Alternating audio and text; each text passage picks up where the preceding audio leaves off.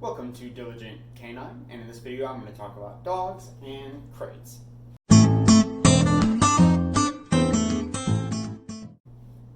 If you follow my videos before, you know that I emphasize managing your dog's behavior, building a relationship with your dog, and then teaching your dog to be obedient to you. So when it comes to managing your dog's behavior, one of the best things that you can do to try to structure their lives and to organize how they conduct themselves in your home is by using a crate.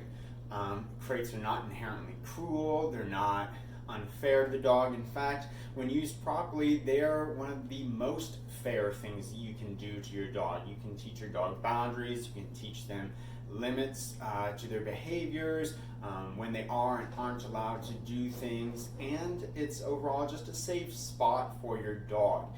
In the case of my dog Dean, his crate is his room, if you will, or at least it was when I first brought him home. His crate was his safe spot.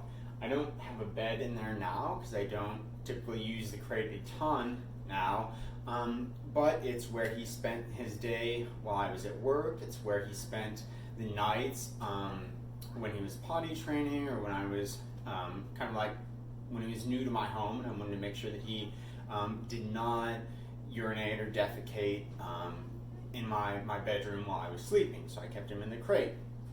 So crates are a really good thing to give structure to your dog. Same thing with training in general. Crating your dog before and after training, whether it's an adult dog that's new to your home or a puppy as well. So let's get into training the crate command or kennel, or whatever command you choose. In my case, I do have a crate command for the crate, and I have a kennel command that is for my outdoor kennel. It's the same command. It's very similar to a place command. You want them to go inside this sort of container, whether that's an airline carrier, a wire crate, or a kennel run. So let's take a look at what that looks like when it's completed. Crate. Yes. And one specific thing here, I'll kind of jump ahead and then come back. You can see that I rewarded the dog inside the crate place. See? So this has come up in some other videos as well, where reward placement matters. And it matters because your dog will anticipate that reward while it's performing the behavior. For example, if I'm teaching the dog to walk at my side in a heel, and every single reward is, let's say, wide to my left side, I can anticipate that I can expect that my dog will anticipate the placement of that reward, and as he's heeling, he starts to look wide left or constantly be checking to the left rather than staying focused on my face, because he's expecting that reward to come where it's always been. Similarly with the crate, I try to reward the dog inside the crate. Now in that example, you can see Dean's head stuck out a little bit. His body was still inside the crate. But for similar reasons, I don't want the crate command to mean go in the crate and then come out to get your reward. I want it to mean you go in and you stay there. Crate.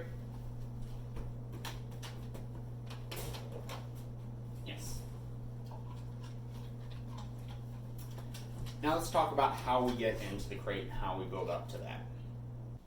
As you can see, I'm using food as a lure to teach this behavior. Eventually, once your dog has learned the behavior, you don't need to use the lure anymore. And in fact, you should fade the lure or make those intervals of food less frequent, so that eventually you just give your verbal command or your hand gesture, and whatever cue you decide to use, you make the cue and the dog performs the behavior, goes in his crate and stays there. But for teaching purposes, food works really well for this, as it does for many things. And I can start off just by if the dog is real apprehensive of the crate, I can just bring my hand near the crate. So I will give my command and then lure towards the crate. Crate. And I feed the dog as close as he's comfortable getting. Now, as you saw in the demonstrations, see, Dean doesn't have any problem going in his crate. But for a dog that does, you might have to give that a reward. You might have to give that reward a little further away and work your way closer and closer and closer until your hand is actually touching the crate. Place. The next thing you can do then, once your hand is touching the crate, is you can start to put the food inside the crate itself. So if I move my dog a little bit, place, plops. I can do this a couple ways. I can use my hand to lure towards the crate, as I just explained, or I can leave like, plops, or I can leave like a trail of breadcrumbs leading up to the crate.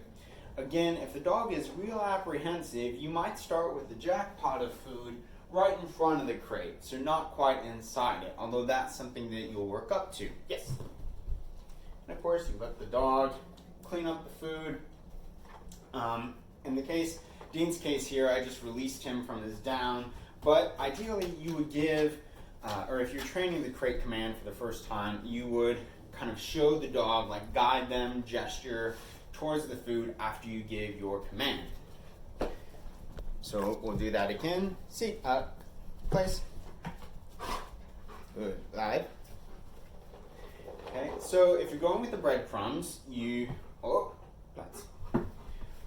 can leave your trail of breadcrumbs, your kibble in this case. Again, it's a good idea to train your dog when they're hungry. So in Dean's case, it's about 11 o'clock in the morning here, and he hasn't eaten breakfast or lunch yet, so he's having to work for his food.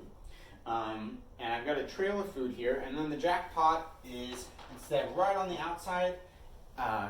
If you imagine I know the camera doesn't show it real well, but the wall of the crate, the food was on the outside first, the jackpot. Now it is just inside the door of the crate.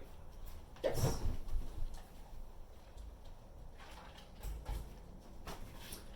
Good boy. Place. Plops. Good. So we can follow a successive approximation then and work our way for that trail of food leading further and further into the crate, deeper and deeper, until the jackpot is against the back wall of the crate. So we'll sprinkle some food on the ground, a little bit right inside the crate, and then a big handful maybe in the middle of the crate here. And again, if your dog is really having a hard time with this, you don't have to use kibble. I would suggest making sure your dog is hungry, therefore more motivated by the food. But you could cut up some hot dogs or cheese or something that's a little more high, a food reward that's a little more high value. Yes. Okay. And if you watch my video on the stay command, you're going to use similar principles to combine these behaviors so that when you give your dog a crate command, it means to go into the crate, and you want them to stay so that you can close the door. In other words, you don't want them to just go into the crate and then you've got to like wrestle and fight them and push the dog in while you're trying to close the door at the same time. You don't want that at all. You want the dog to go into the crate, and you want them to stay in the crate. So you can see the door is open here. The dog is staying because I told him to stay. I can move around. He'll continue to stay in there, and I don't have to fight him in order to close the door and have a successful command.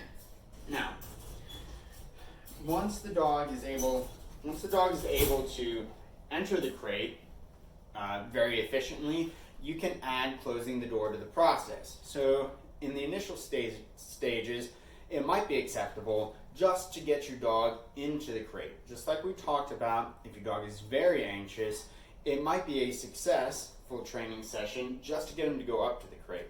Then to maybe stick his head in. Then to maybe stick his head in and put his front paws in. Then maybe he goes in a little further up to his withers. And then eventually his whole body gets into the crate. Then we want the whole body in, and we want the dog to stay in there while we calmly close the door. And so once you start adding those things together, you can of course work on the flip side of that, where the dog stays while you open the door. So you're not having to like This is a barrier dashing thing that I'll probably do a separate video on as it pertains to doorways, but it's the same with the crate. You don't want the dog to be ramming out of the door. We've still got to you don't want them to dart out wherever it is they're going. You want them to remain calm inside the crate. So I'll give my stay command live. As I open the door,